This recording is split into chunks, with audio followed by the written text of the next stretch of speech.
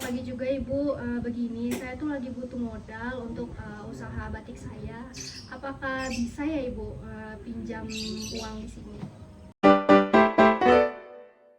Apakah semua berkasnya sudah Ibu persiapkan? Ya ini Bu, saya sudah bawa lengkap berkas-berkasnya. Coba dilihat dulu Bu. Baik Bu, mari kita bahas secara detail akad murabaha ini tersebut. Jadi di sini kami akan membelikan barang yang Ibu inginkan. Lalu kami akan menjual barang tersebut kepada Ibu dengan margin keuntungan yang telah disepakati. Tolong jelaskan secara detail Bu, soalnya saya ingin memastikan ini sesuai dengan prinsip syariah.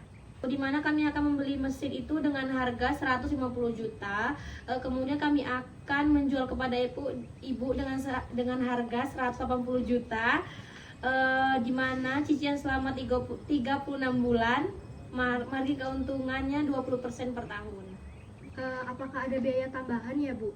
Tidak ada biaya tersembunyi Bu, karena harga itu sudah termasuk dalam margin keuntungan dan akan dibagi dalam cicilan sebesar 5 juta. Jika terjadi keterlambatan maka akan terkena denda administratif ya Bu Marsha, di mana saya harap Ibu mematuhi persyaratan tersebut. Mereka pun membahas dan menandatangani kontrak dengan detail akad murabaha. Awalnya, Ibu Marsha membayar angsurannya sesuai dengan kesepakatan, tetapi bulan-bulan berikutnya, dia mengalami penurunan dalam bisnis batiknya yang mengakibatkan Ibu Marsha kesulitan dalam membayar angsuran pada Bank BSI.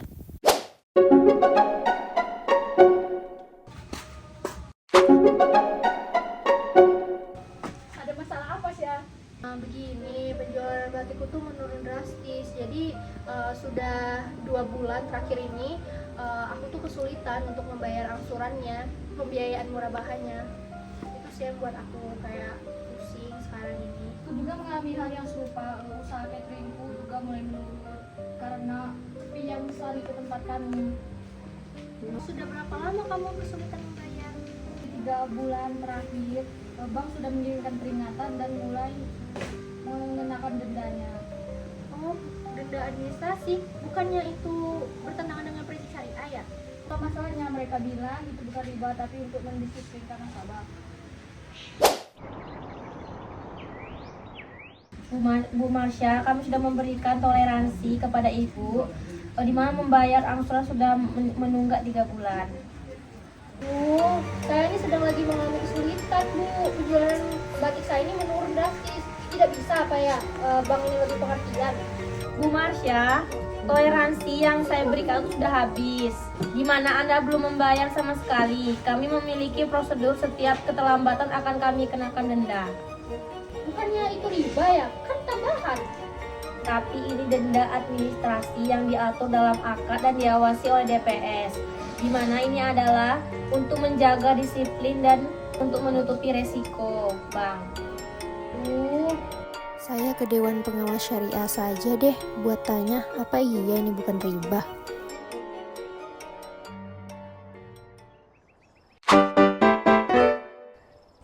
Mari kita bahas secara komprehensif. Kepada Ibu Marsha, tolong jelaskan permasalahannya. Bank memberikan denda kepada saya. Itu bukankah riba ya? Baik Bu, jadi denda administrasi dalam konteks syariah itu berbeda dengan riba, yang dimana ini adalah upaya untuk mendisiplinkan atau menutupi resiko. Ibu, itu memberatkan kami. Mari kita lihat akad yang telah disepakati bersama ya Bu. Oh iya, ini Bu. Boleh dibaca dulu Bu. Ibu Widya, kami mohon bantuannya ya untuk menyelesaikan masalah ini. Soalnya kami merasa bank itu tidak adil. Tenang saja Bu, saya akan mempelajari permasalahan yang Ibu Bila dan Ibu Marsha alami, dan DPS akan berusaha untuk mencari solusi yang terbaik.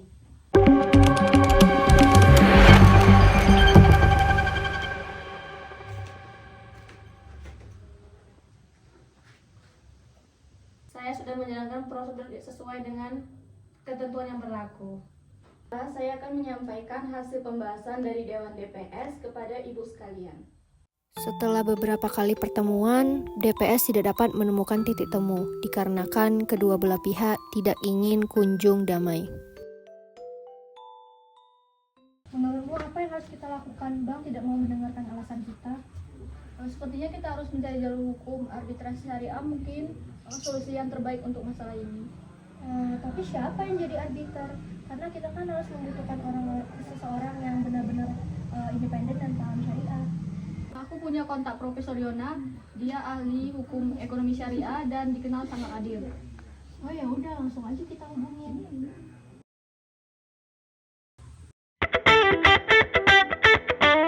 Profesor, kami mohon bantuannya. Soalnya kami merasa kami tidak diperlakukan dengan adil oleh bank. Ceritakan detailnya bagaimana permasalahan kalian. Marsha dan Bila menjelaskan kronologi peristiwa secara rinci, mulai dari penawaran produk murabaha, kesulitan pembayaran, hingga penerapan denda administrasi yang dianggap sebagai riba. Kasus kalian cukup kompleks. Denda administrasi memang sering menjadi perdebatan dalam praktik perbankan syariah. Namun, perlu diteliti lebih lanjut apakah dalam kasus kalian denda benar-benar melanggar prinsip syariah. Baik, saya bersedia membantu. Namun, perlu kalian ketahui bahwa proses arbitrase syariah memiliki prosedur yang harus diikuti. Kalian harus mengajukan permohonan arbitrase secara resmi. Saya akan memeriksa kelengkapan dokumen kalian. Pertama itu ada bukti akad awal, bukti ketidakmampuan membayar, dokumen usaha, bukti upaya musyawarah sebelumnya. Bu Bila, Bu Marsha, kami sudah menerima surat permohonan arbitrase dari kalian. Kami berharap masalah ini bisa diselesaikan melalui jalur arbitrase. Namun kami tetap berpegang teguh pada pendapat bahwa denda administrasi yang diterapkan adalah sah dan sesuai dengan akad yang telah disepakati. Dalam ruangan sidang arbitrase, hadir Profesor Yona sebagai arbiter, Marsha, Bila, Sylvie, dan masing-masing kuasa hukum mereka. Sidang arbitrase ini bertujuan untuk mencari solusi untuk kedua belah pihak. Jadi kedua belah pihak silakan untuk menyampaikan argumennya. Marsha dan Bila menyampaikan argumennya, menekankan bahwa denda administrasi yang diterapkan oleh bank bertentangan dengan prinsip syariah dan memberatkan mereka. Sylvie membela tindakan bank, menyatakan bahwa denda tersebut merupakan bagian dari akad dan bertujuan untuk mendisiplinkan nasabah. Setelah mendengarkan kedua belah pihak, saya akan mempelajari lebih lanjut materi perkara ini, termasuk akad yang telah ditandatangani, fatwa-fatwa terkait, dan praktik perbankan syariah yang berlaku. Setelah mempelajari semua dokumen dan mendengarkan keterangan dari kedua belah pihak, Profesor Yona menyampaikan putusannya.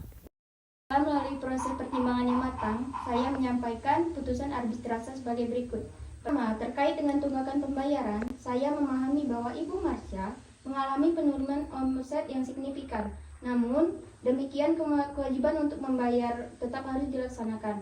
Oleh karena itu, saya menetapkan bahwa Ibu Marsha wajib melunasi seluruh tunggakan yang pembayaran dalam jangka waktu 6 bulan. Dengan rincian pembayaran sebagai berikut.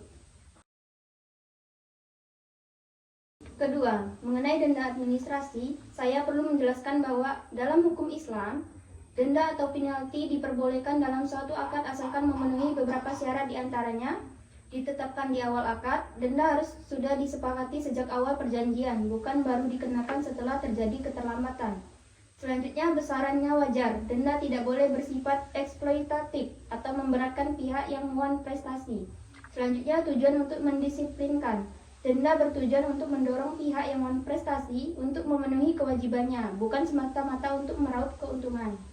Dalam kasus ini, meskipun denda administrasi yang diterapkan oleh bank sudah tercantum dalam akad, namun besarannya perlu dikaji ulang, mengingat kondisi Ibu Marsha yang sedang mengalami kesulitan keuangan. Saya memutuskan untuk meringankan besaran denda administrasi. Ketiga, untuk mencapai solusi yang win-win solution, saya mengusulkan agar kedua belah pihak dapat berdiskusi lebih lanjut mengenai restrukturisasi utang. Bank dapat memberikan kelonggaran dalam hal jangka waktu pembayaran atau suku bunga. Sedangkan Ibu Marsha berkomitmen untuk melunasi utangnya sesuai dengan kesepakatan baru. Kesepakatan ini bersifat final dan mengikat. Kedua belah pihak pun sepakat mendengar putusan dari pihak arbiter yang netral dalam membantu mencapai kesepakatan antara kedua belah pihak. Beberapa bulan kemudian, Profesor Yona tetap mengadakan pertemuan dengan Marsha dan Sylvie untuk mengevaluasi pelaksanaan putusan arbitrase.